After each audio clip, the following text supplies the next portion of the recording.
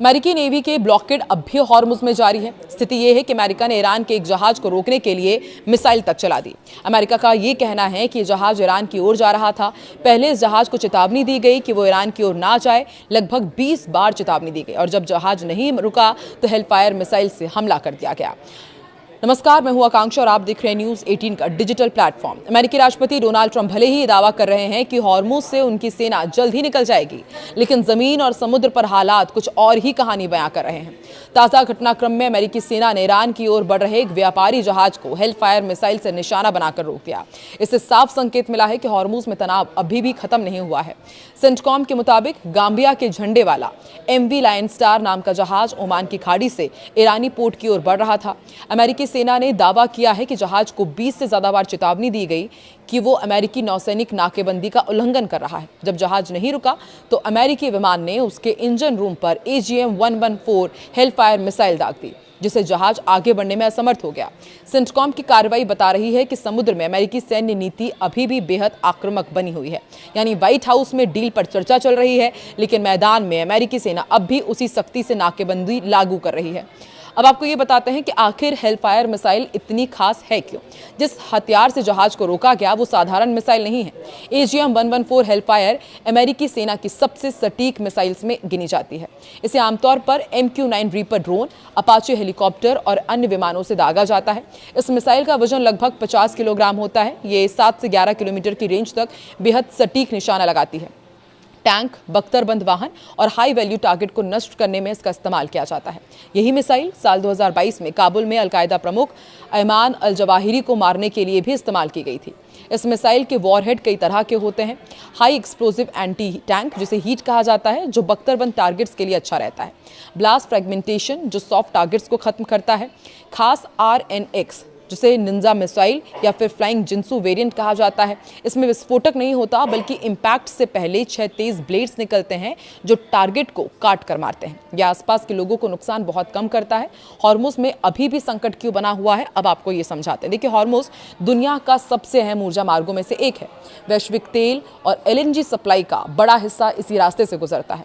फरवरी में जब से अमेरिका और ईरान संघर्ष शुरू हुआ है, उसके बाद से ये रास्ता बुरी तरह प्रभावित हुआ। अमेरिका ने ईरानी पोर्ट की नाकेबंदी शुरू कर दी है, जबकि ईरान ने दावा किया है कि हॉर्मुज से गुजरने वाले जहाजों पर उसकी निगरानी है और नियंत्रण रहेगा। इसी खींचतान के कारण सैकड़ों जहाज अभी भी फंसे हुए हैं और पूरी दुनिया में हाहाकार मचा हुआ है। वहीं ईरान के इस्लामिक रिवोल्यूशनरी गार्ड कॉर्प्स ने रविवार को एक बयान में कहा है कि उसने अमेरिका के MQ-1 ड्रोन को मार गिराया है। ये जानकारी इस्लामिक रिपब्लिक न्यूज़ एजेंसी ने दी है। रिपोर्ट के अनुसार ये ड्रोन कथित तौर पर ईरान के क्षेत्रीय जल क्षेत्र में दाखिल हुआ था। IRGC ने कहा कि ड्रोन का तुरंत पता लगा लिया गया और उसे वायु रक्षा मिसाइलों से गिरा दिया गया। साथ ही जहाज़ों को चेतावनी दी गई है कि कोई भी जहाज बिना उनकी इजाज़त के नहीं जा सकता।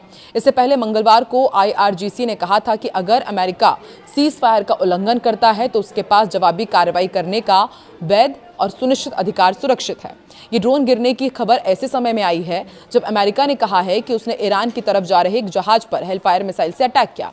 IRGC ने दावा किया था कि उसकी वायु रक्षा इकाइयों ने अमेरिका के MQ-9 ड्रोन को भी मार गिराया है। स्थानीय मीडिया रिपोर्ट्स के मुताबिक IRGC ने यह भी कहा है कि उसने एक लड़ाकू विमान पर फायरिंग की जो कथित तौर पर ईरानी हवाई क्षेत्र में घुस आया था। घटनाक्रम ऐसे समय में आया है जब अमेरिका ने कहा है कि ईरान पर नए आत्मरक्षा संबंधी हमले किए गए हैं। सेंटकॉम के अनुसार सोमवार को अमेरिकी सेना ने दक्षिणी ईरान में मिसाइल लॉन्च साइट और बारूदी सुरंग बिछाने की कोशिश कर रही नौकाओं को निशाना बनाया था।